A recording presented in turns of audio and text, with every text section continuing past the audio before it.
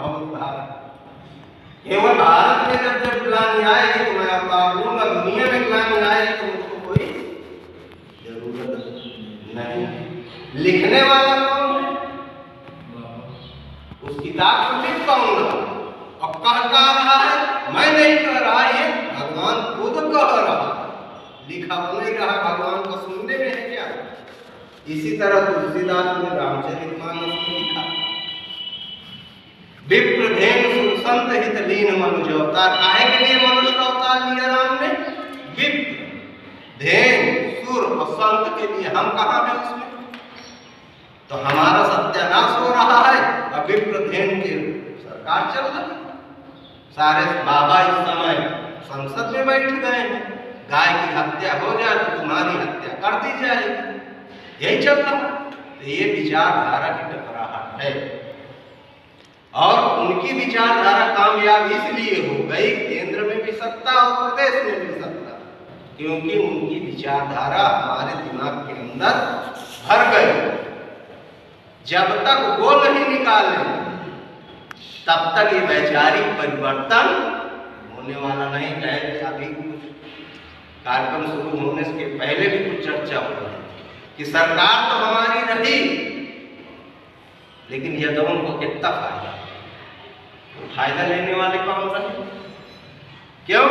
क्योंकि विचारधारा हमारे अंदर ही उन्हीं की रही, तो हमने उनको भी पूजा, उन्हीं को सीट पे बैठा था, आगे आगे उन्हीं को मत। हमारा भाई हमसे नहीं जुड़ पाया और दुश्मन के लोग आ करके उसको बरगला करके अपने साथ जोड़ने में हम लोग।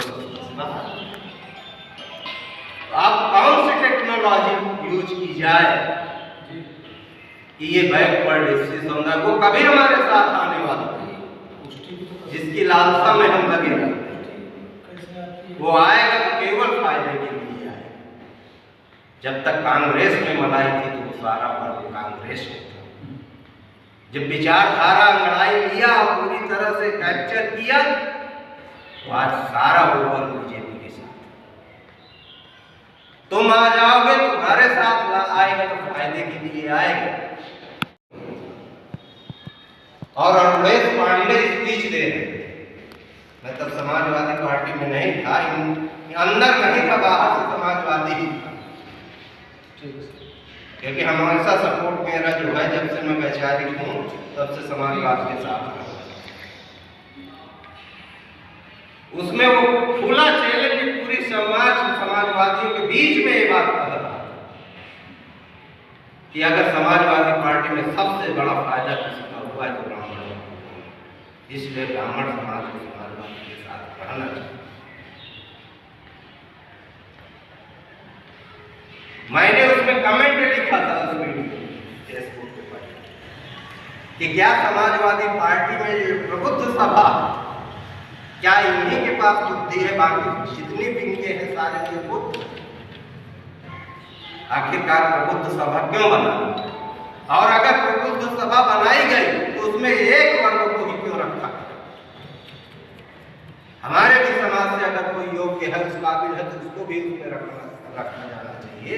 तो विशेष जात का संगठन या तो सीधे ब्राह्मण सभा बना दो, समाजवादी का प्रबुद्ध सभा का नाम दो, बाकी कोई बेबुद्ध नहीं है जो तुम्हारे साथ जुड़ेगा।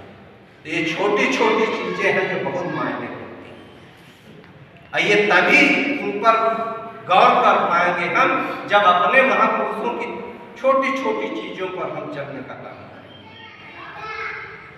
तभी ये बारीकियां समझ पाएंगे कि दुश्मन कहां से वार करता है, हमारे ही भाई को हमसे फोड़ करके अपने साथ लेके चला जाए।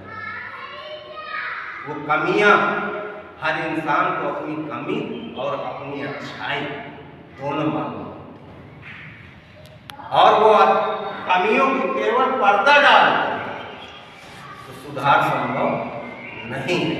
कमियों पर अगर चर्चा करे, दिमाग लगाए और उनको दूर करने का काम करे तो आगे सफल।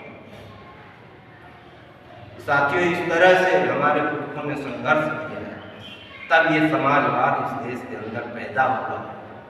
आज वो समाजवाद को बचाने की हम सब लोगों की जिम्मेदारी। समाजवाद है क्या? जिसमें समता, मानवता, बराबरी, बंधुता हो, न्याय, यही समाजवाद। अगर हम भी सक्षम हैं और किसी गरीब के साथ अन्याय कर रहे हैं तो फिर समाजवाद नहीं है। अगर समानता का व्यवहार हम नहीं कर रहे हैं अपने समाज के लोगों के साथ तो फिर हम समाजवादी नहीं है, हम भी ब्राह्मणवादी हैं। ये सारी चीजें तभी आएंगी जब हम अपने पुरखों को, जैसे मौर्य जी ने कहा, कई महापुरुषों का नाम लिया, हमने इस बार 17 सितंबर पेरियार रामास्वामी नायकर की जयंती पर, 1 सितंबर को ललय सिंह यादव जी की जयंती होती है, 17 सितंबर को पेरियार रामास्वामी नायकर जी की जयंती। हम दोनों लोगों की संयुक्त जयंती का कार्य कैसे समाज को जोड़ा जाए, कहने बस से एक गड़रिया एक मौसी के यहाँ ये होने वाला नहीं है।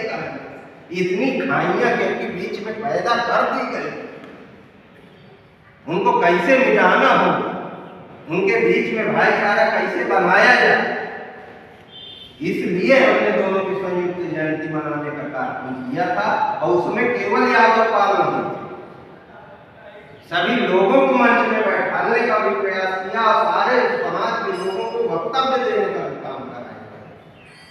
कुछ ऐसी पहल करने की जरूरत है इस समाज, और ये पहल वही करेगा जो अपने जाने, उससे उम्मीद करो जो जान नहीं रहा वो परिवर्तन करेगा। कैसे जाने वो संभव।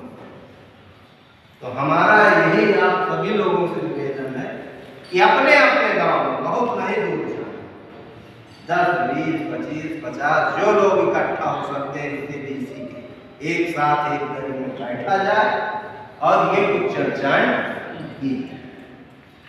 साथियों, इसी कड़ी में एडवोकेट इंद्रजीत यादव जी हैं, वो भी कुछ अपनी बात रखेंगे।